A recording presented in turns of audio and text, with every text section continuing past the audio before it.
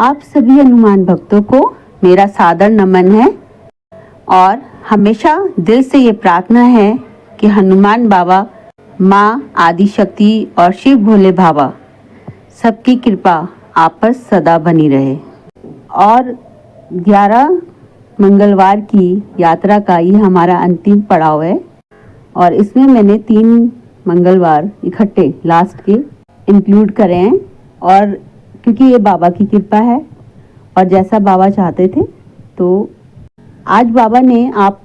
सभी के लिए, हम सभी के लिए 2 आदेश दिए हैं। पहला तो अपने प्रिय भक्तों के लिए खुशखबरी और दूसरा चेतावनी। तो पहले बाबा की खुशखबरी देख लेते हैं कि उन्होंने क्या खुशखबरी रखी है। तो खुशखबरी तो ये है कि जो बाबा के भक्त या वो भक्त जो भगवान किसी भी रूप में भगवान की भक्ति कर रहे हैं और वो आसुरी शक्ति के सामने टिके हुए हैं, उस अंगद के पैर की तरह जमा कर, जिस तरीके से अंगद जो है शांति दूत बनकर गए थे और उन्होंने रावण की सभा में अपने पैरों को जमा दिया था और उनके पैर को कोई हिला नहीं सका था। और जब रावण उतरे थे उनका पैर हिलाने के लिए, तो उन्होंने अपना पैर ये कह के पीछे हटा लिया था कि मेरे प्रभु की ये इच्छा नहीं है, क्योंकि मैं शांति दूत बनकर आया हूँ। तो अब तुमने अगर उस शांति प्रस्ताव को नहीं स्वीकार किया, अब जो है श्री राम जो है वो स्वयं, तो जो भक्त हैं जो ईश्वर का कार्य कर रहे हैं या अपनी भक्ति में लगे हुए हैं,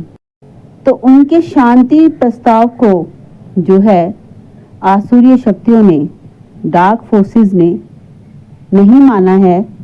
तो बस उनके लिए अब चेतावनी है कि वैसे भी हम सब जानते हैं कि जो ये साल है 2025, ये 9 यानी कि मार्स मंगल हनुमान बाबा जी का दिन। तो बस अब जब शांति प्रस्ताव ठुकरा दिया जाता है, चाहे वो श्री राम जी का युद्ध रहा हो या महाभारत का, उसके बाद सदैव युद्ध होता है और ये युद्ध एक आत्मा का युद्ध है। डार्कनेस यानी कि अंधेरे के विरुद्ध जंग है। जो लाइट वर्कर्स या जो भक्त है ईश्वर का, वो जीतेगा ही जीतेगा। क्यों? क्योंकि अब वो लड़ाई स्वयं बाबा लड़ेंगे, वो लड़ाई स्वयं महाकाली लड़ेंगी, वो लड़ाई श्री भैरव जी वो लड़ेंगे। अत्याचार चरम सीमा पे पहुंच जाता है तो हमेशा ईश्वर हस्तक्षेप करते हैं उन भक्तों को बचाने के लिए, उन भक्तों की रक्षा के लिए जिन्होंने अपने जीवन को ईश्वर के, कहते हैं ना, अपने जीवन को ईश्वर को समर्पित कर दिया इतनी सहजता से कि वो कैसे भी उतार चढ़ाव, जीवन की कैसी भी संभावनाएं, वो थोड़े डगमगाए लेकिन लड़खड़ाए भी, थोड़ा उनकी भक्ति भावना ऊपर नीचे हुई, मगर उन्होंने ऐसा कोई काम नहीं किया कि वो आसुरी शक्ति की तरह किसी का जीवन छीन ले। तो अब जब न्याय होगा, हम सभी जानते हैं कि न्याय होगा, ये अंतिम चेतावनी उन्हीं आसुरी शक्ति के लिए है जो भगवान के विरुद्ध अपनी डार्कनेस को, बजाय इसके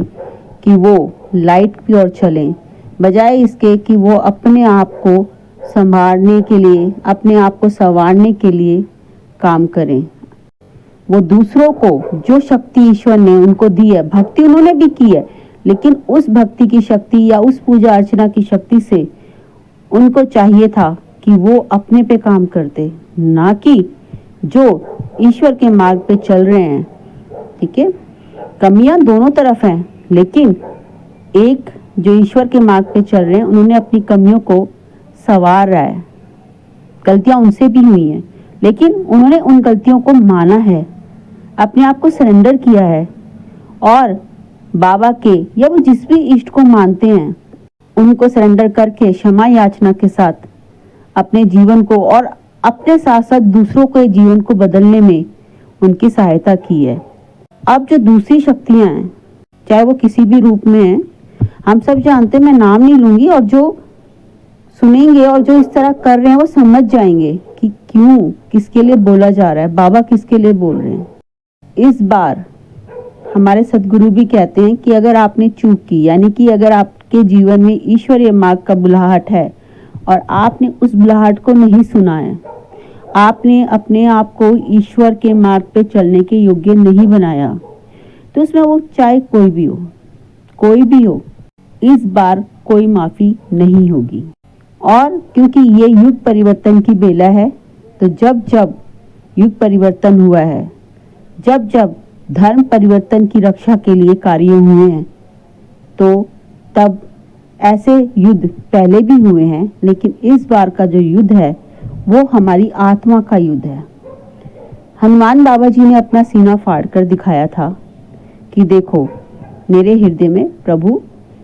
श्री राम माँ जानकी के साथ बैठे हैं।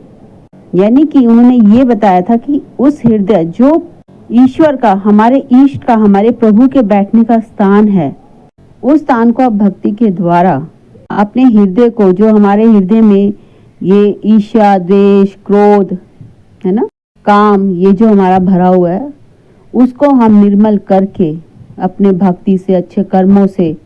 क्षमा याचना से, दूसरों की मदद करके हम उसको अपने इष्ट के बैठने योग्य बनाएं। हम सब ने, आपने सबने देखा होगा कि जो कुत्ता होता है ना, कभी अगर आपने ध्यान से देखा होगा, तो जब वो बैठता है ना, तो वो जगह साफ करके बैठता है। तो जब हम उसे कुत्ता कहते हैं, लेकिन वो भी एक आत्मा है, और उस आत्मा को भी इतना ज्ञान है कि जब मैं बैठूं, ठीक है, वो बैठता है और अपने ईश्वर को ध्यान में रख करके, नमन करके, धरती माँ को साफ करके फिर वो बैठता है। तो क्या हम उससे भी गए गुजरे कि हम अपने हृदय रूपी धरती को संवारे नहीं, उसको बुहारे नहीं? तो ये सोचने का विषय है। तो जो ये काम कर रहे हैं, जो अपने हृदय रूपी धरती को संवार रहे हैं, उसमें परमात्मा रूपी प्रेम के पुष्प खिला रहे हैं और दूसरों के भी जीवन में वो सहयोग कर रहे हैं, तो उनके लिए ईश्वर प्रतिफल देंगे। वो सब कुछ उन्हें कई गुना बढ़ाकर लौटाया जाएगा, जिसने जो किया है, जिसने अच्छे कर्म किए, दुख झेलने के बाद भी वो डटे हुए अंगद की तरह, तो यकीनन है ईश्वर ने उनके लिए बड़ा प्लान किया है। और जो त्रास दे रहे हैं, कितने भी ऊंचाई तक पहुंचे हों, हर युद्ध हमको ये याद दिलाता है, जब जब अहंकार चरम सीमा पे पहुंचा है, ये अहंकार की बात है। अहंकार ही हमसे सारी चीजें करवाता है, और यही अहंकार जब हम ईश्वर के चरणों में, अपने इष्ट के चरणों में समर्पित कर देते हैं, तो वो हमारी आत्मा को, कहते हैं ना, एक हीरे की तरह चमका देता है। तो अब बाबा ने कहा है कि समय जो है वो बिल्कुल खत्म होने पर है। तो जिन्होंने बीज आम के बोए होंगे वो आम काटेंगे, और जिन्होंने बबूल के बोए हैं वो बबूल काटेंगे। वो ये उम्मीद ना करें